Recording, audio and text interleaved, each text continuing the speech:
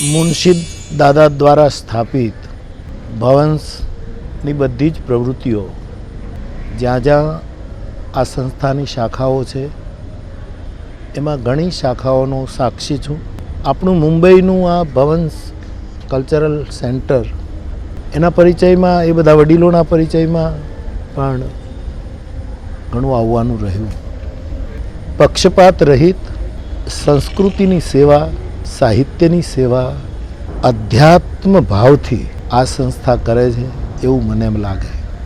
દરેક સંસ્થાઓ પોતપોતાની રીતે બધું કરતી હોય છે, પણ ભવંસની પ્રવૃત્તિઓ મને એવી જણાય કે જાણે ભવંસ કોઈ અનુષ્ઠાન કરી રહ્યું છે. અહીંની પ્રવૃત્તિઓ જાણે કોઈ સાધનાનું રૂપ લેતી હોય એવું લાગે છે.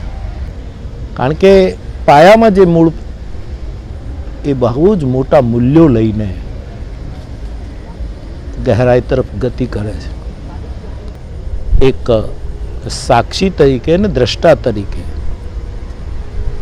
આ સંસ્થાને જોયા પછી હું મારો આ સદભાવ વ્યક્ત કરું છું. પુનઃ એકવાર આપણી તમામ સદપ્રવૃત્તિઓ માટે મારી શુભકામના, પ્રસન્નતા. આપ સૌને પ્રણામ. જય સિયારામ. નમસ્કાર મિત્રો, કોફી મેટ્સ વિકલ્પ ભવાંસ કલ્ચરલ સેન્ટરના સહયોગથી પ્રસ્તુત કરે છે એક અનોખી વક્તવ્ય શ્રેણી અલ્પવિરામ જો આ હોય મારું અંતિમ પ્રવચન. વિશ્વભરમાં પ્રસિદ્ધ એવા 25 અલગ અલગ ક્ષેત્રોમાંથી આવે છે એવા વિચારકોએ પોતાના વિશે જાજુ વિચાર્યું ન હોય એવું માનીએ તો કદાચ એમાં નવાઈ નથી. આ શ્રેણી અનોખી એ રીતે છે કે આ વક્તાઓ કોઈ ઓળખના મોહતાજ નથી અને છતાં પણ આપણને એવું જ લાગે કે આપણે એમને પહેલીવાર કંઈક જુદા દૃષ્ટિકોણથી જોઈ રહ્યા છે, સાંભળી રહ્યા છે. આ 25 વક્તાઓમાં ડૉક્ટરો છે, ચિત્રકારો છે, નવલકથાકારો છે, સામાજિક ક્ષેત્રે કામ કરનારા લોકો છે અને અન્ય પણ એ જ રીતે વિવિધ ક્ષેત્રોમાંથી આવે છે. એમણે કોઈપણ જાતની દિલચોરી રાખ્યા સિવાય પારદર્શકતાથી પોતાની વાત કરી છે. એ પારદર્શિતાને હું સલામ કરું છું અને આ શ્રેણી હવે શરૂ કરીએ છીએ દર મહિનાના પહેલા અને ત્રીજા શુક્રવારે આ જ સમયે ભવાંસ કલ્ચરલ સેન્ટરના યુટ્યુબ પર. હું અવિનાશ પારેખ, કોફી મેટ્સ, નૌશીલ મહેતા વિકલ્પ, જાણીતા કવિ કમલ વોરા અને ભવાંસ કલ્ચરલ સેન્ટરના લલિત શાહ આપ જોઈ રહ્યા છે એના અમે રજૂઆત કરતા છીએ. પ્રસ્તુત છે અલ્પવિરામ જો આ હોય મારું અંતિમ પ્રવચન.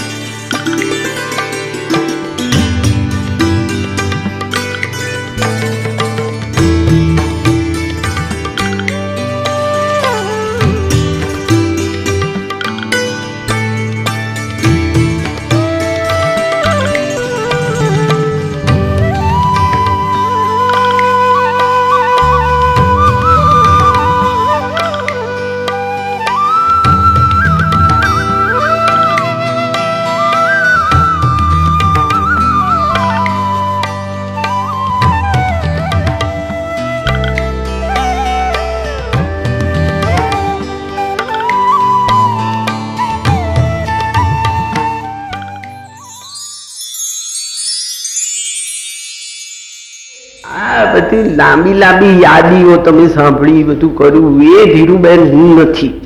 એ જે જમાનામાં એ બાઈ આટલી બધી મહેનત કરતી હતી, બધું લખ્યું હતું ને એને ઇનામો મળ્યા, ચાલો સારું થયું, બધાની સાથે હું એ 2 તાળી. હું અત્યારના જે છું એ જ છું. અને અત્યારના મારું કેવું ભેજું ચાલે છે, મને કેવી વાતો સૂઝે છે, બસ એટલાની જ આપણે વાત કરશું, વધારે કંઈ નહીં. લગભગ તો હું માત્ર વાતો જ કરું છું. ભાષણ કરવા જવાનું હોય ત્યારે ભાષણ નથી. પણ આજનો પ્રસંગ કંઈક જુદો છે. આજે મારે પ્રવચન કરવાનું છે, એટલે હું રીતસર મહેનત કરી લેસન કરીને આવી છું અને આ બધું વાંચીશ, તમારે સાંભળવું પડશે. કુતૂહલ અને કલ્પના એની 2 પાંખો સાથે લઈને જ હું જન્મી છું. છેક નાનપણથી મને મારી આસપાસના વિશ્વ વિશે અપાર કુતૂહલ. તમામ ઇન્દ્રિયો વડે જે જ્ઞાન પ્રાપ્ત થતું તેને બરાબર સમજવાની સતત અને ઊંડી વૃત્તિ મારામાં હતી. અને પ્રશ્નો દ્વારા કે વાંચન દ્વારા તે સંતોષાય નહીં ત્યારે કલ્પનાની મદદ લેવામાં મને કશું અજુગતું લાગતું નહીં. એને લીધે છબરડા પણ થતા અને મજા પણ ઘણી આવતી. શબ્દોની મદદ વગર પણ જીવજંતુ કે પક્ષીઓ સાથે સંવાદ થઈ શકે એવી મારી આગવી શોધ હતી. અલબત્ત એમાં ઘણે ભાગે ભ્રમણા જ હશે, પણ તે વખતે એવું લાગતું નહીં. દાખલા તરીકે એકાદ કીડી પાણીના રેલા તરફ જતી દેખાય ત્યારે હું એને કહું કે અરે આ શું કરે છે, એ બાજુ તો તું ડૂબી જઈશ, એના કરતાં આમ જમણી બાજુ વળ, તે ત્યાં કોરું છે, ત્યાંથી આગળ જવાનો રસ્તો પણ છે. હવે એવું બને કે કાગનું બેસવું ને તાડનું પડવું, એ ન્યાયે કેટલીક વાર કીડીબાઈની દોટ અટકી પણ જાય અને સાવ સ્વાભાવિક રીતે એ જમણી બાજુ વળે. ત્યારે હું એનો જીવ બચાવ્યાનો આનંદ પણ અનુભવું અને કેટલીક વાર એ સીધી આગળ વધે અને પાણીના રેલામાં તણાઈ જાય ત્યારે મને ઘણો અફસોસ થાય. આ બધા બાળપણના ખેલ કોઈને કોઈ સ્વરૂપે પછી પણ ચાલુ જ રહ્યા. એટલે જ હું મારા પાત્રો સાથે સંવાદ રચી શકી હોઈશ એવું મને હવે સમજાય છે. જો કે આ જાતની પ્રવૃત્તિમાં આપણા પારસી બંધુઓ કહે તેમ ભેજું પોચું પડી જવાની શક્યતા પણ ઘણી. પણ મારું એવું ન થયું. એનું મુખ્ય કારણ મારા અત્યંત સ્નેહાળ અને સમજુ માતા પિતા. એમને એટલી તો ખબર પડી હતી કે એમને ત્યાં ઘણું મોડું પધારેલું આ ફરજંદ એકદમ રાબેતા મુજબનું નથી. પણ એમણે મને મારી રીતે વિકસવાની બધી તક આપી. છતાં જીવનમાં શિસ્ત અને જવાબદારીનું મહત્વ પણ ઘણું છે એ સમજાવ્યું. એને લીધે જ હું સ્વાભાવિક બની શકી. આ ક્ષણે એમનો ઋણ સ્વીકાર કર્યા વિના હું આગળ ન વધી શકું. જીવનમાં જેટલું મહત્વ બુદ્ધિનું છે તેટલું જ મહત્વ લાગણીનું પણ છે, અને એ બંનેની સમતુલા જાળવીને ક્રિયાશીલ બન્યા વગર કોઈ પણ વ્યક્તિ નાની કે મોટી સિદ્ધિનો સંતોષ મેળવી શકતી નથી. એ સત્ય મારા મનમાં ધીરે ધીરે ઉગ્યું અને સ્થિર થયું તે એમના પ્રતાપે. અત્યારે આ બધી વાત માંડવાનું પ્રયોજન એ છે કે આપણે બાલ્યાવસ્થાનું મહત્વ ઓછું આંકવું ન જોઈએ. એ સત્ય મને સાંપડ્યું છે અને એ હું માત્ર આ સભામાં આવેલા મિત્રો અને સ્વજનોને જ નહીં પણ બને એટલા વધારે લોકોને વારંવાર કહેવા ઈચ્છું છું, બોલાયેલા તેમજ લખાયેલા શબ્દો દ્વારા. હજુ તો જેને બોલતાય નથી આવડતું એટલું નાનું બાળક પણ લાગણીઓ અનુભવે છે અને પોતાની રીતે વ્યક્ત કરે છે. એ અનંત શક્યતાઓનો ભંડાર છે. કોણ કહી શકે કે તે ભવિષ્યમાં શું થશે અને શું કરશે?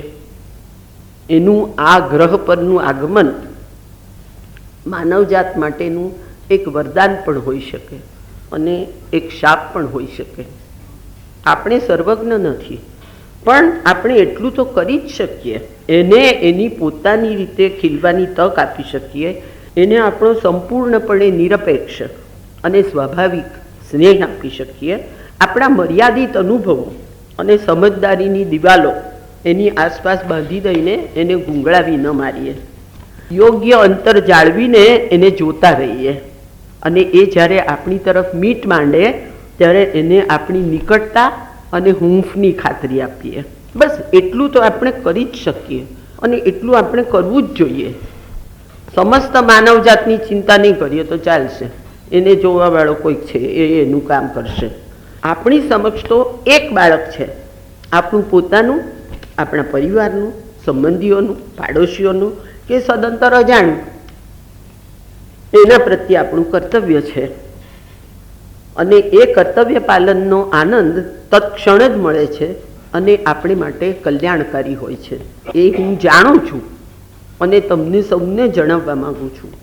એ કર્તવ્ય શું છે અને આપણે શી રીતે બજાવી શકીએ એનો વિચાર કરતાં તો મોટું ભાષ્ય રચવું પડે. પણ આ જમાનો ભાષ્યોનો નથી, સૂત્રોનો છે. આત્મવત સર્વભૂતેષુ, એ નાનકડું સૂત્ર આપણને ક્યાંનું ક્યાં લઈ જાય છે એનો તો જરા વિચાર કરો. એને અમલમાં મૂકતા સૌથી પહેલાં તો આપણે આપણી જાતમાંથી બહાર નીકળવું પડે. બહુ અઘરું છે, પણ તે કર્યા સિવાય આપણો છૂટકો નથી. એ કર્યા સિવાય આપણે પરકાયા પ્રવેશ શી રીતે કરી શકીશું?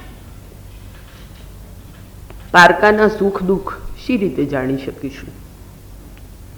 એ જાણ્યા વગર કોઈને સુખી કેવી રીતે કરી શકીએ અને એને દુઃખ ન થાય એની કાળજી પણ કેવી રીતે લઈ શકીએ?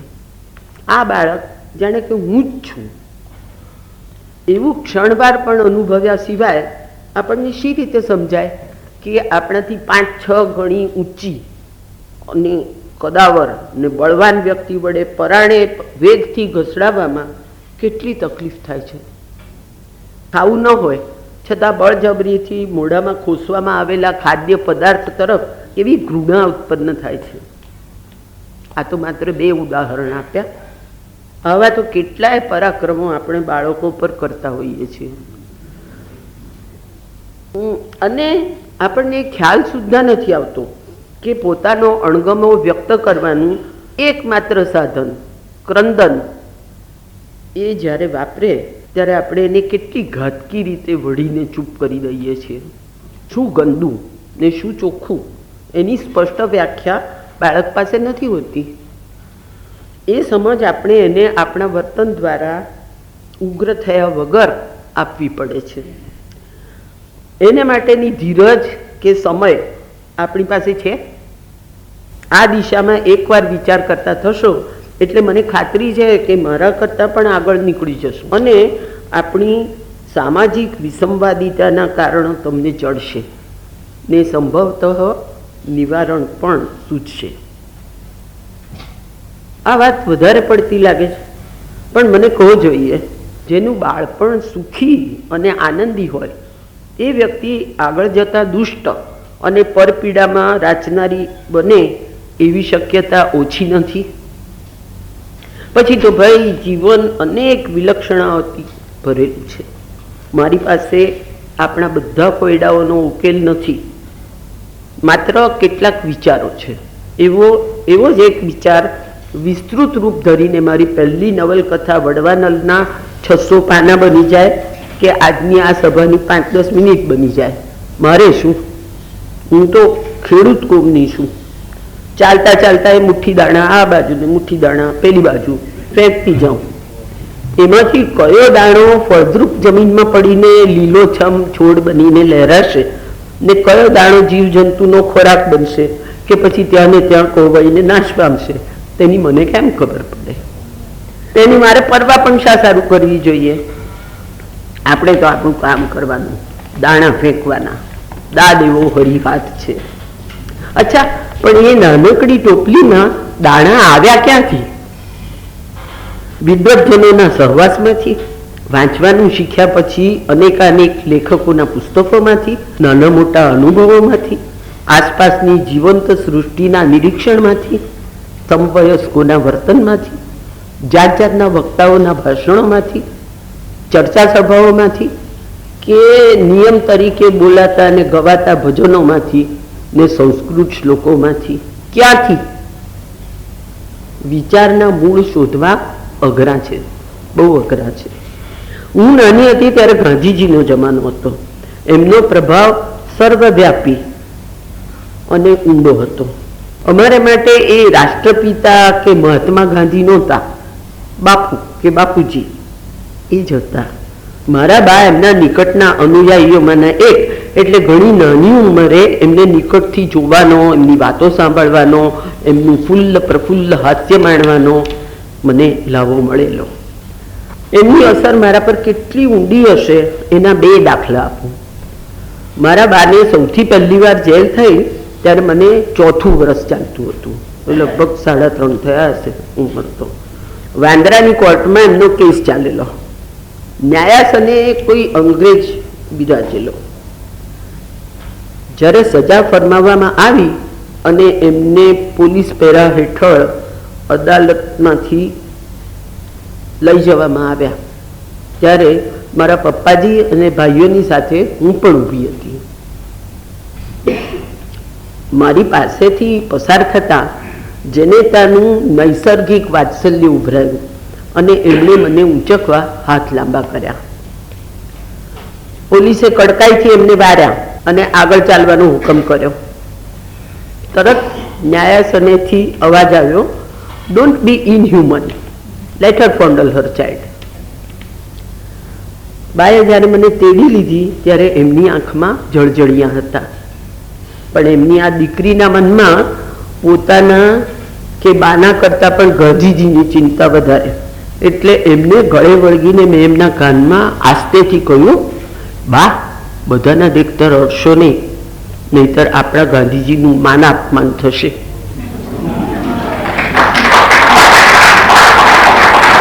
નાને બે મોટી વાત.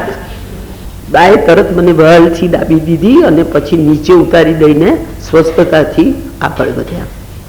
આ પ્રસંગ અત્યારે કહેવાનું કારણ એટલું જ કે બાલ માનસ પર ગાંધીજી અને એમની લડતનો કેવો ઊંડો પ્રભાવ હશે કે માતૃવિયોગનું દુઃખ દબાઈ ગયું અને ગાંધીજીનું ખોટું ના દેખાય એની ચિંતા વધારે થઈ. વળી માનાપમાન જેવો શબ્દ ક્યાંથી મોઢે ચડ્યો હશે? એકલું અપમાન કહ્યું તો ના ચાલત, પણ મારા શબ્દ રાગના મૂળિયા ઘણા ઊંડા એટલું તો નક્કી. લખતા આવડ્યું ત્યારથી એકદમ ખાનગી અનિયતકાલિક ડાયરી લખવામાં આવતી. અમારા વહાલા બાપુને ઉપવાસનો શોખ ઘણો. તે વારે વારે ઉપવાસ પર ઉતરે અને અમારા જીવ અદ્ધર કરી દે. તે દિવસે ઘણા ભાગે મારી વરસગાંઠ હતી, પણ મેં લખ્યું શું, 29/5/1933 પ્રભાત ઉગ્યું ને ગાંધીજીએ ઉપવાસ છોડ્યા. આખું જગત હસ્યું કે હશ, ગાંધીજીએ ઉપવાસ છોડ્યા. આખી જિંદગી ખાદી પહેરવા સિવાય મેં બીજું કંઈ કર્યું નથી કે જેથી મને ગાંધીવાદીનું લેબલ લગાડી શકાય. પણ ગાંધીજીના વ્યક્તિત્વની અસર મારા પર કેટલી ઊંડી હશે અને એ મને મારી આ ડાયરી પરથી સમજાય છે. એમના કયા વિચાર બીજ મારા મનમાં કયા સ્વરૂપે પ્રગટ્યા હશે એની ખબર નથી, પણ એટલું તો નક્કી કે એમનું ઋણ સ્વીકારવું પડે. એમની સાયમ પ્રાર્થનામાં સ્થિતપ્રજ્ઞના શ્લોક આવે તે જરાય અર્થ જાણ્યા વગર બાની સાથે સાથે બોલવાની ટેવને લીધે મોહે થઈ ગયેલા. એ મને પાછળથી બહુ કામ લાગ્યા. અનાયાસે સંસ્કૃત ભાષાનો પણ પરિચય થયો. એ પણ એક મોટી વાત બની. એ સંસ્કૃતને માટે એમ કહેવાય છે કે એ દેવ ભાષા છે, એ કમ્પ્યુટરની ભાષા છે. મને કોઈ દેવ સાથે અંગત પરિચય નથી. એ કમ્પ્યુટર સાથે તો વળી એનાથી ઓછો છે. પણ હું એટલું તો બરાબર જાણું છું કે મુસાફરીએ નીકળતા સંતાનને માં જેમ છેલ્લી ઘડીએ થોડુંક ભાથું બંધાવી આપે, એના જેટલી તો આપણા જીવનમાં સંસ્કૃતની કિંમત છે ને છે જ. અડી અપટીની વેળાએ એની ખરી કિંમત સમજાય. એ ભાષા આપણે સમૂળગી ન જાણતા હોઈએ ત્યારે આપણું બીજું બધું જ્ઞાન ભલે ને ગમે એટલું હોય તો એ આપણને કશી ઉણપ વર્તાય છે. મૂંઝવણને વખતે કોણ આપણને હળવેકથી કાનમાં કહેશે મનઃપૂતમ સમાચરેત? કોઈનો છેડો પકડીને ભવસાગર તરી જાઓ એવું કહેવાને બદલે ઋષિ આપણને કહે છે થોભ, આધુનિકિયા ન કર. જે આચરણ તું કરવા માંગે છે તેને શાંતિથી મનના ઊંડાણમાં જઈને વિચાર કર. જો તને તે યોગ્ય લાગે તો જ કર, અન્યથા નહીં. મન વડે એટલે કે મનન વડે સારી રીતે તપાસી લીધા પછી તને જો એ પવિત્ર લાગે, શુદ્ધ લાગે તો 2 ધડક ઝંપલાવ, કોઈની પરવા ન કર. માત્ર 2 શબ્દોમાં, સંસ્કૃતના 2 શબ્દોમાં આપણને કેટલી મોટી વાત કહેવામાં આવી. શાસ્ત્રોનું અધ્યયન તો ભાઈ જ્યારે થવાનું હોય ત્યારે થાય. સંસ્કૃતના સુભાષિતો અને સૂત્રો તો ઠેર ઠેર વેરાયેલા વિખરાયેલા મળે. એમની ચમક કિંમતી રત્નોની છે. એ કાલગ્રસ્ત થતા નથી, કારણ કે માનવ જીવન, માનવ સ્વભાવ, માનવ વર્તનના ઊંડા અભ્યાસની એ નિપજ છે. પુસ્તકસ્થાતુ યા વિદ્યા પરહસ્ત ગતમ ધનમ કાર્યકાલે સમુત્પન્ને ન સા વિદ્યા ન તદ્ધનમ. આમાં આ ઉક્તિમાં રહેલા ડાપણનો અનુભવ આપણને કેટલી બધી વાર થાય છે. યોગ્ય પુસ્તક અથવા કમ્પ્યુટરની માલિકીના અભાવે આપણે માટે ખરે વખતે જોઈતી માહિતી નથી મળતી, ત્યારે આપણી કેવી હાલત થાય છે. તેવી જ રીતે આપણા હોવા છતાં આપણા કાબુમાં ન હોય એવા પૈસા આપણને ખરે વખતે કામ ન લાગે ત્યારે આપણે કેવી લાચારી અનુભવીએ છીએ. ચલો જવા દઈએ આ વાત, નહીંતર આ કલાક પણ આપણને ઓછો પડશે. મારું કહેવાનું ફક્ત એટલું જ છે કે સંસ્કૃતનું અજ્ઞાન કે અવગણના આપણને પોસાય એમ નથી. એને લીધે આપણે સાહિત્યની સમજ, ધર્મશાસ્ત્રોનું જ્ઞાન, ભાષાનું લાલિત્ય અને સમૃદ્ધિ એવું તો ઘણું ઘણું પામી શકીએ છીએ. એટલું જ નહીં પણ મોટા ભાગની ભારતીય ભાષાઓ એની સાથે આપણે પરિચય પણ કેળવી શકીએ છીએ. અને તમે વિચારો ને ભાઈ, એક જ પ્રાંતની સંસ્કૃતિ પૂરતો આપણો પરિચય સીમિત રહે તે આ જમાનામાં આપણને કેવી રીતે પોસાય? એટલે 100 વાતની એક વાત, સંસ્કૃત આપણે થોડું ઘણું તો જાણવું જ જોઈએ. જેમ પશ્ચિમની દુનિયાના રાહઘાટ સમજવા માટે થોડું ઘણું અંગ્રેજી જાણવું જ જોઈએ. અત્યારે મારે એક મજા છે, આ ચર્ચા સભા નથી, મારું પ્રવચન છે, એટલે મારે જે કહેવું હોય તે હું નિશ્ચિંતપણે તમને કહી શકું. અને તમે મારી સાથે સંમત થાવ કે ન થાવ, તમારે સાંભળવું તો પડે જ. કેવું સરસ! આ પરિસ્થિતિનો લાભ લઈને હું તમને ફરીને કહીશ, સંસ્કૃતની અવગણના ન કરો, તે સાથે તમારી માતૃભાષાને પણ પ્રેમથી અપનાવો. એ માત્ર ભાષા નથી, તમને તમારા સાંસ્કૃતિક વારસા સાથે જોડતી કડી છે. એની ઉપેક્ષા કરીને ફેંકી દેવાથી તમે જીવનમાં શું ગુમાવી રહ્યા છો એનો તમને ખ્યાલ નથી. એટલું તો સમજો કે મૂળિયા વગરના માણસની કોઈ કિંમત નથી. અરે એ પોતે પણ વતનની અને માતૃભાષાની હૂંફ અને આત્મીયતાના આધારે જ સ્વસ્થ જીવન જીવી શકે છે. એ વાતની એને ખબર નથી. નહીંતર પોતાના સંતાનોને શૈશવથી જ માતૃભાષા વિહોણા રાખવાનું પાપ એ આચરી જ ન શકે. પણ આ મૂલ્ય પરિવર્તન અથવા મૂલ્ય હ્રાસનો જમાનો છે. શું કિંમતી છે અને જાળવવા લાયક છે અને શું નકામું અને ફેંકી દેવા લાયક છે એ વિશેનો નિર્ણય આપણે કરી શકતા નથી. પહેલા જેમ બાપ દાદા કરતા આવ્યા હોય તે જ કરવા લાયક અને તે જ કરવું જોઈએ એવી માનસિક આળસ આપણામાં હતી, તે હજુ ગઈ નથી. માત્ર બાપ દાદાની જગ્યા પાડોશીઓએ કે જળ ઝમકવાળા પેજ 3 પર શોભતા નામાંકિત લોકોએ લીધી છે. જાતે વિચાર કરવો, જિંદગીનો રાહઘાટ નક્કી કરવો અને વિઘ્નોની પરવા કર્યા વગર તેને વળગી રહેવું, એવો પરિશ્રમ આપણને પસંદ નથી. અને આ આળસુ વૃત્તિને આપણી જાહેર ખબરો પંપાળે છે ને બહેકાવે છે.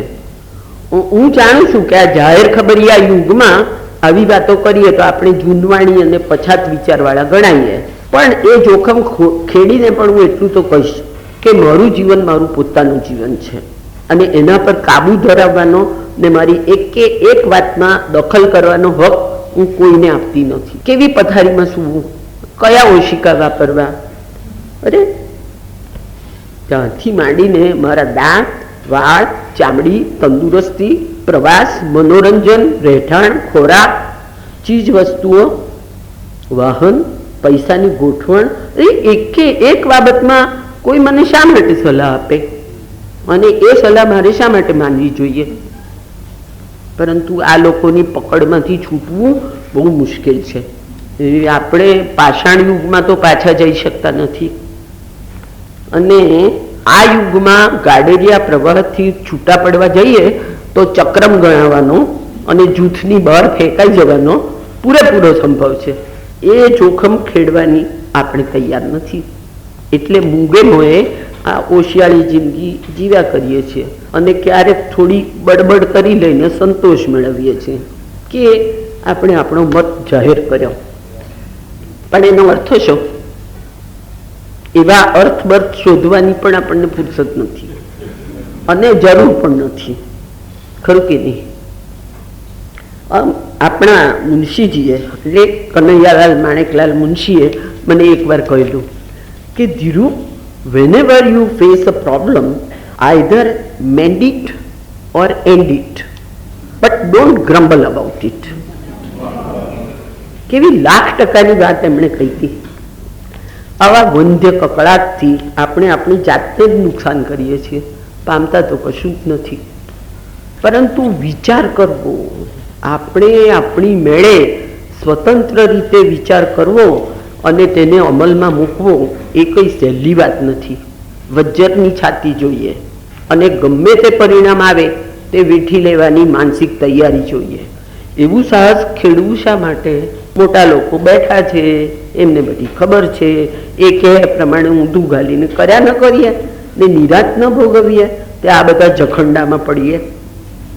આપણે સૌ મોટે ભાગે આવી જ મનોવૃત્તિ ધરાવીએ છીએ અને તે આપણને સદી ગઈ છે. એ તરફ સહેજ અંગુલી નિર્દેશ કર્યો. બાકી ઉપદેશક થવાની કે મારા આ એક પ્રવચનથી તમારી જીવન પદ્ધતિ બદલી નાખવાની મને કોઈ મહત્વાકાંક્ષા નથી અને એવી કોઈ લોકોત્તર લાયકાત પણ નથી. પણ આ બાબત ઘણીવાર જીવ બહુ ચચણા કરે છે. તે આજે લાગ મળ્યો એટલે તમને કહી નાખ્યું, બસ એટલું જ. તમે પણ શાંતિથી જોશો ત્યારે મારી આ વાત ખોટી નહીં લાગે. એટલું જ નહીં, પણ તમને કદાચ એ પણ સમજાશે કે ચીલો ચાતરીને ચાલવાની તો આપણામાં હિંમત છે જ નહીં, પણ જેમનામાં છે એમની કદર કરવાની કે સાચા અનુયાયી બની રહેવાની શક્તિ પણ નથી. ખરે વખતે પાણીમાં બેસી જવાની કે જુડાસની પેઠે કોણ જીસસ, એને તો ઓળખતો પણ નથી એવું કહેવાની નબળાઈ પણ આપણા સૌમાં ઓછા વધતા અંશે છે. એટલું કબૂલ કરવાની સચ્ચાઈ પણ આપણામાં નથી. પરંતુ દુનિયા આપણા જેવા સામાન્ય માણસોથી ભરેલી છે. એમાં કાળા વાદળની રૂપેરી કુર હોય તો ફક્ત એટલી જ કે આપણી આ નબળાઈ પણ કાયમી નથી. વચ્ચે વચ્ચે એનો પડદો ઊંચકાય છે અને આપણામાં રહેલા તેજસ્વી આત્માના ક્ષણવાર દર્શન થાય છે. એ દર્શન ક્ષણજીવીને બદલે કાયમી બની રહે એવો કિમિયો ક્યારેક તો શોધાશે એવું મને લાગે છે. આપણે નહીં તો આપણા પછીની પેઢી, નહીં તો એના પછીની પેઢી ક્યારેક તો માણસ જાતને આ નબળાઈના લાંછનમાંથી ઉગારશે જ. આ વાત મેં અત્યારે તમને કરીને એનું એક કારણ છે. મરાઠી બંધુઓનો શબ્દ પ્રયોગ અપનાવીને કહું તો હું ભયંકર આશાવાદી છું. એ લોકોને જયારે વખાણ કરવા તો પણ ભયંકર શબ્દ તો વાપરે. એક છેલ્લી ઘડી લગી, છેલ્લી પળ લગી મને થાય કે હજુ કોઈક ચમત્કાર થશે, કોઈક તો કરશે જ. માણસ કરશે, માણસ નહીં તો ભગવાન કરશે, કોઈક તો કરશે જ. આવી માન્યતા પાછળના કોઈ તર્કબદ્ધ કારણો મારી પાસે નથી, ફક્ત શ્રદ્ધા છે. એ મારામાં જન્મથી જ હતી કે ધીરે ધીરે ઉગી અને દ્રઢ થઈ એની મને ખબર નથી. કદાચ મારા વિનાશને પંથે નાટકમાં એનો ચિતાર છે. પણ આજે એટલું તો હું માનું જ છું કે શ્રદ્ધા વગર જીવન શક્ય નથી. બીજું બધું તો જવા દો. આ બહાર કાઢેલો શ્વાસ પાછો અંદર જશે જ એની કોઈ ખાતરી છે? છતાં આપણે એવું માની લઈએ છીએ અને લહેરથી જીવીએ છીએ. મનમાં ઊંડે ઊંડે એવી નિરાશ ન હોત તો આપણે કશું પણ સુંદર અને ચિરસ્થાયી રચવામાં વર્ષોના વર્ષો ગાળી શકત. આ જેવી છે તેવી માનવ સંસ્કૃતિ આપણી પાસે હોત, અથાગ મહેનત અને ખંતથી મચા રહેતા અનેક નામી અને અનામી વૈજ્ઞાનિકો એમના વિના આપણી આજની આટલી અનેક આશ્ચર્યકારક સિદ્ધિઓ આપણને પ્રાપ્ત થઈ હોત. શ્રદ્ધા જેવું જ બીજું બળ છે પ્રેમ. એને વિશે અનેક ભાષાઓમાં હજારો ને લાખો શબ્દો લખાયા છે, છતાં હજી કોઈ એની સંપૂર્ણ અને અંતિમ વ્યાખ્યા બાંધી શક્યું નથી. ઊંડા સાગરની જલપરી જેવો એ ક્યારેક દેખા દે છે અને પાછો અદૃશ્ય થઈ જાય છે. આ પ્રેમ તે નરનારી વચ્ચેનો જ નહીં, માતા પિતા અને બાળક વચ્ચેનો જ નહીં, પોતાના ધર્મ કે રાષ્ટ્ર માટે જીવન ન્યોછાવર કરી દેતા શૂરવીરોનો પોતાની માન્યતા માટેનો જ નહીં, પણ એક સ્વચ્છ અને સુંદર સ્વયંભૂ પ્રેમ જે ગમે ત્યારે ગમે એના હૃદયમાં પ્રગટે. કોઈ માણસ માટે કે પશુ પંખી માટે અથવા વનસ્પતિ માટે, પણ કોઈ નદી માટે કે પર્વત માટે, કોઈ મંદિરના દેવ માટે, કોઈ સંત માટે, કોઈ રંક માટે, કોઈ પીડાગ્રસ્ત કે જીવનથી હારી ગયેલી વ્યક્તિ માટે. એ પ્રેમ કારણોથી પર છે, પવિત્ર છે અને એની શક્તિ અપાર છે. આવું બધું હું તમને ધડાધડ કહી નાખું છું એટલે એની કિંમત ઓછી ન આંકશો. ખરું જોતા આ શબ્દોમાં બંધાય એવી વાત જ નથી. એને સમજવા માટે જોઈએ એકાંત, અંદર જરાક ઊંડા ઉતરવાની વૃત્તિ, કોઈ પણ જાતના પૂર્વગ્રહ કે બંધનોથી રહિત એવું મોકળું મન. શ્રદ્ધા અને પ્રેમ જીવનના કેવા મહત્વના ચાલક બળ છે તે તમે પોતે જ સમજી શકશો. અને કદાચ એ વાત મને સમજાવવા આવવાનું તમને મન પણ થશે, ત્યારે મારું તમને સ્વાગત હશે, એ મારું સદભાગ્ય હશે. પણ તો પછી દુનિયામાં આટલી બધી મારામારી ને વૈમનસ્ય ને કુત્સિતતા બધું દેખાય છે તે સાથી એનું કારણ પણ શોધવું તો પડશે જ ને. મને તો લાગે છે કે આ બધાનું મૂળ છે માણસની અતિશય સંકુચિત અહમ વૃત્તિ. હું એટલે હું અને બીજા બધા પર, એવા બે પક્ષ પાડી દીધા પછી તો બને એટલું બધું હસ્તગત કરવાની વૃત્તિ જાગે જ ને. એમાં આડે આવતા વિઘ્નોને કોઈ પણ ભોગે હટાવી જ દેવા પડે ને. મારા સુખ દુઃખ તે જ મહત્વના, બીજા બધાના સુખ દુઃખ એટલે મારે માટે નકામા. શા સારું મારે એ તરફ દ્રષ્ટિ પણ કરવી જોઈએ? ગાય બળદ ઘરડા થાય એટલે મારે માટે નકામા. શા સારું મારે એમને જીવાડવા જોઈએ? જે માણસો મારી જે પૂર્તિ માટે કામના ન રહ્યા તેમની હવે મારે શા માટે દરકાર કરવી જોઈએ? આવી વિચારસરણીનો ભોગ બનીને માણસ અનેક અનિષ્ટો આચરે છે અને અંતે પોતે પણ એમાં સપડાય છે. એને બદલે જો એ પોતાને એક વિશાળ ચૈતન્ય પ્રવાહનો એક અંશ માની શકે તો આ બધી ઊંસાત ઊંસીને સંગ્રહની લોલુપતા એની મેળે નાશ ન પામે. હું સર્વસત્તાધીશ થાઉં એવી વૃત્તિ જ ક્યાંથી જાગે જો એ પોતાને અને બીજા બધાને જુદા જુદા ચોકઠામાં ન ઢાળતો હોય તો. અથવા દાખલો પૈસાનો છે. લક્ષ્મી સૌને પ્રિય છે, થોડીક વધારે હોય તો બધાને ગમે, પણ વધારે એટલે કેટલી વધારે એનો કોઈ માપદંડ છે? મને યાદ છે દિવાળીના દિવસોમાં એક વખત બહુ જ નાની ઉંમરે મારે ધનની પૂજા કરવાનો પ્રસંગ આવેલો. હું બહુ ગભરાઈ ગયેલી. એટલી તો મને ખબર હતી કે આપણો બધો વ્યવહાર પૈસાથી જ ચાલે છે, એટલે પૈસા તો જોઈએ જ, પણ કેટલા તે કંઈ સમજાય નહીં. એ કોઈની સાથે વાત કરીને ઉકેલ શોધવાની હિંમત પણ નહીં. એટલે મેં મારી મેળે શોધી કાઢ્યું અને વિધિસર પૂજા કરી લીધા પછી 2 હાથ જોડી અને મનોમન કહ્યું, હે માતાજી, તમે એટલા ઓછા ન આવતા કે અમે દુઃખી થઈએ, અને એટલા વધારે પણ ન આવતા કે અમે બગડી જઈએ.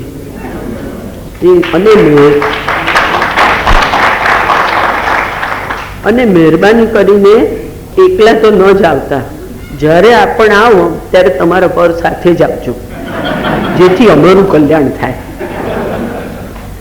આવી પ્રાર્થના 7 વર્ષની ઉંમરે કરેલી. આજે 85 થયા, પણ એમાં ખાસ સુધારા વધારા કરવાનું મને સૂચતું નથી. કદાચ શબ્દો વધારે સારા વાપરી શકે, પણ મૂળ ભાવ એનો એ જ રહે. ચાલો એક સંસ્કૃત સંવાદાત્મક શ્લોક સંભળાવી દો. કોઈ રાજા ભોજ જેવો દાનેશ્વરી રાજા હશે, તે યાચકોને સંતોષ થાય એટલું ધન રોજ આપી દે. એના પ્રધાનની ચિંતા થઈ, આ બિચારો બહુ વફાદાર હશે, એટલે એણે રાજાના દાન પ્રવાહને બ્રેક મારી અને જણાવ્યું, આપદર્થે ધનમ રક્ષેત. રાજાને આ વાત નકામી લાગી, ગમી નહીં. એણે સામું પૂછ્યું કે શ્રીમતામ કુતા આપદઃ, શ્રીમંત માણસોને વળી શાની આફત આવે? પ્રધાને કહ્યું, કદાપી કુપ્યતે દૈવ, ધારો કે નસીબ રૂઠ્યું. રાજા કઈ ગાંજો જાય એવો નહોતો, એને તરત જવાબ દીધો, રક્ષિતો પીવી નશ્યતી. જયારે નસીબ જ રૂઠે તો આપણે બચાવેલું બી જતું જ રહેવાનું ને. એટલે આ નસીબ જ જો રૂઠ્યું હશે તો આ બચાવેલું પણ ક્યાંથી રહેવાનું છે? પણ મુશ્કેલ છે ભાઈ, અતિ મુશ્કેલ છે આ બધું. ધનલાલસા એવી ચીજ છે કે ભલા એમાં સપડાઈ જાય છે અને જીવવાનું ભૂલી જાય છે. જો કે આપણા શાસ્ત્રકારો ઘણા શાણા છે, ધનને સદંતર અનિષ્ટ માનતા નથી. એ તો ઉલટાના કહે છે, પ્રથમે વયસી નાધિતમ, દ્વિતીય નો પાર્જિતમ ધનમ, તૃતીય ન તપસ્તપ્તમ, ચતુર્થે કિમ કરીષ્યતિ. 100 વર્ષની જિંદગીના 4 ભાગ કરી નાખો ને પહેલા ભાગમાં એટલે કે 25 વર્ષ લગી ભણો. જે આ ઉંમરમાં ભણે ને ત્યાર પછીના 25 વર્ષમાં ધન ન કમાય, ત્યાર પછીના એ વર્ષમાં તપશ્ચર્યા ન કરે. એ વળી છેલ્લા 4થા ભાગની જિંદગીમાં એટલે કે 75 વર્ષ પછી શું કરવાનો હતો? આ ડાપણ ભરેલી વાત પરથી મને આજકાલની એક મોટી સમસ્યા યાદ આવી. એ છે જુવાનો અને વૃદ્ધો વચ્ચેનો વિગ્રહ, સૂક્ષ્મ વિગ્રહ. એ છે તો ખરો જ. કુટુંબ કલહનું આ એક મોટું કારણ છે. પોતે મહેનત કરીને કમાયા હોય, એના પરનો માલિકી હક છોડી દેવો એ કઈ કાચા પોચાનું કામ છે? શાસ્ત્રો તો વાનપ્રસ્થાશ્રમની વાત કરે છે. 50 વર્ષ પછી અરણ્યવાસ કરો. હવે આપણા પરાક્રમને કારણે આપણે અરણ્ય તો જાજા રહેવા જ નથી દીધા, અને ધારો કે એના રહેવા જવાનું મન કરીએ તો 1000 જાતના કાયદા કાનૂન પત્તો ના ખાય. ખરેખર વનમાં જો જઈને રહેવાનું મુશ્કેલ બને તો એવી મનોવૃત્તિ કેળવીને ઘરમાં ને ઘરમાં રહી શકાય? પોતાના પુત્રને ગૃહપતિ માની શકાય? એનું આતિથ્ય સ્વીકારીને આનંદથી દાડા કાઢી શકાય? સામે પક્ષે દીકરાઓ પણ માતા પિતાના અનંત ઉપકારો યાદ રાખીને તેમના પ્રત્યે માનભર્યું વર્તન રાખી શકે? બહુ મુશ્કેલ લાગે છે આ બધું. એટલે આપણે તોડ કાઢ્યો વૃદ્ધાશ્રમ. ગરડા ઢોરને માટે જેમ પાંજરાપોળ, તેમ ગરડા મા બાપને માટે અને વડીલોને માટે વૃદ્ધાશ્રમ. પૈસા ભરી દેવાના, સમય મળે ત્યારે એકાદ આંટો મારી આવવાનો, વાત પતિ. વૃદ્ધોને પણ ઘરમાં દબાઈ ચંપાઈને રહેવાનું, વાત વાતમાં ઠપકો ખાવાનો અને પ્રાથમિક જરૂરિયાતો માટે ઓશિયાળાપણું વેઠવાનું. એના કરતાં પહોંચી જાઓ વૃદ્ધાશ્રમમાં, વાત પતિ. પણ વાત ખરેખર પતિ નથી. ઘવાયેલી લાગણીઓ અને નિષ્ઠુર વર્તનનો પશ્ચાતાપ ગમે તેવા ખૂણામાં હડસેલો ને તોય ડોકિયા કરે જ છે. 4 આશ્રમનો જેણે વિચાર કર્યો હશે તેને ધન્ય છે. ત્રીજા આશ્રમમાં જ આસક્તિનો ત્યાગ કરતા શીખો તો ચોથા આશ્રમમાં સંન્યાસી થઈ શકશો. અને 4 પુરુષાર્થમાંનો છેલ્લો મોક્ષ સુલભ બનશે. બહુ કડવું ઔષધ છે આ. હિંમત હોય તો પીઓ, નહીતર બનાવનારની બુદ્ધિને દાંત તો દો.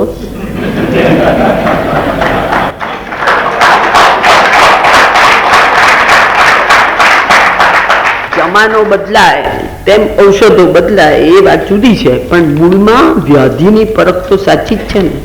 તમારી મેળે વિચારો ને બને તો નવી ચિકિત્સા શોધી કાઢો. કદાચ નવું નિદાન પણ કરી શકો. પ્રયત્ન કરવામાં શું જાય છે? બાકી હું તો માનું છું કે આનંદ મારો જન્મસિદ્ધ હક છે. દરેક અવસ્થાએ આનંદની, સુખની વ્યાખ્યા બદલાય છે. એ વાત સાચી. નાનપણમાં એકને બદલે 2 પીપરમીન્ટ મળે તો કેટલો બધો આનંદ થતો હતો. જુવાનીમાં આખી પીપરમીન્ટની બરણી સહેજાઈથી ખરીદી શકાય, છતાં કોઈ ખરીદતું નથી. એનું કારણ શું? આનંદે સ્થાન બદલ્યું છે. યૌવનમાં જે વસ્તુઓ આનંદદાયક લાગતી હતી તે ગળપણમાં નથી લાગતી, કારણ કે આનંદે ફરી સ્થાન બદલ્યું. જીવનની દરેક અવસ્થાનું સુખ નિરનિરાળું હોય છે, છતાં માણસને તે પ્રાપ્ત કરવાનું મન તો હોય જ છે, અને પ્રાપ્તિમાં આનંદ મળે છે. એ બધી જાતના આનંદ જાણવા અને માણવા માટે માણસે દીર્ઘાયુષ્ય ઈચ્છવું જોઈએ. તે મેળવવા માટે શરીર સાથે સંવાદ રચવું જોઈએ. આ આપણું શરીર એક અજબ કરામત છે કુદરતની. એને સાચવીને વાપરો તો ટકે, નિરોગી રહે અને ધારું કામ આપે. જાણીને પણ અજાણ્યા થાવ અને બેફામ વર્તન કરો તો વહેલે મોડે બળવો પોકાર્યા વિના ન રહે. આયુષ્ય હોય તો ખાટલામાં પડી રહો, નહીં તો પહોંચી જાઓ ઉપર. પણ વૃદ્ધાવસ્થાનો આનંદ કેવો હશે એ તો જાણ્યા વગરના જ રહી જાઓ. એટલે શરીરને જાળવો એ તમારી ફરજ છે, પણ શરીર તે જ તમે નથી એ સત્ય પણ જાણવાનો પ્રયત્ન જરૂર કરજો. એમાં સફળ થશો ત્યારે માંદગીનો અને મોતનો ડર જતો રહેશે. દેહિનોસ્મિન યથા દેહે કૌમારમ યૌવનમ જરા તથા દેહાંતર પ્રાપ્તિ ધીરસ્તત્ર ન મ્રિયતે. એ ગીતા વાક્ય તદ્દન સાચું લાગશે. ડરામણું નહીં પણ આશ્વાસક લાગશે. એટલે બધા લગી ના પહોંચવું હોય તો શું? કોઈ અજાણ્યા બાળકના સ્મિતમાં, ઓચિંતી આવીને ભેટી પડતી પવનની લહેરીમાં, તાજા ખીલેલા ફૂલની સુગંધમાં, સંગીતની નવી તરજમાં, તારુણ્યાવસ્થાના સૌંદર્યમાં, નભની મેઘલીલામાં, અરે જ્યાં જુઓ ત્યાં આનંદ જ આનંદ છે. એને માણવામાં વૃદ્ધાવસ્થા ક્યાં આડી આવે છે? આ એક શાંત અને રમણીય સમય છે, જ્યારે મોટાભાગના સંઘર્ષો શમી ગયા હોય છે. કશી ધમાલ નથી, કશી અપેક્ષા નથી, કોઈની સાથે હરીફાઈ નથી. મૈત્રી ઘણા બધા સાથે હોય છે. પુરોગામી વિદ્વાનો સાથે પણ ગોઠડી માંડી શકાય છે. અને સૌથી મોટી વાત તો એ કે ધર્મ અથવા દેવી દેવતામાં ન માનતા હો તો પણ એક અંતર્યામીનું અસ્તિત્વ દિવસે દિવસે વધારે પ્રબળ અને આનંદદાયક થતું જાય છે. એની સાથેની નિકટતા, એની સાથેનો સંવાદ જીવનને અને મધુર બનાવી દે છે. ક્યાં છે એકાંતા? ક્યાં છે ભૂતકાળની કડવી યાદો? એ બધું તો ક્યારનું એ જરી ગયું, વહી ગયું આ અસીમ આનંદના મહાસાગરમાં. એની એક છાલક તમારા સૌ પર છાંટીને આજે મને અહીં બોલાવીને મારી વાત સાંભળી તે બદલ આભાર વ્યક્ત કરું છું આયોજકોનો અને સહનશીલ શ્રોતાઓનો.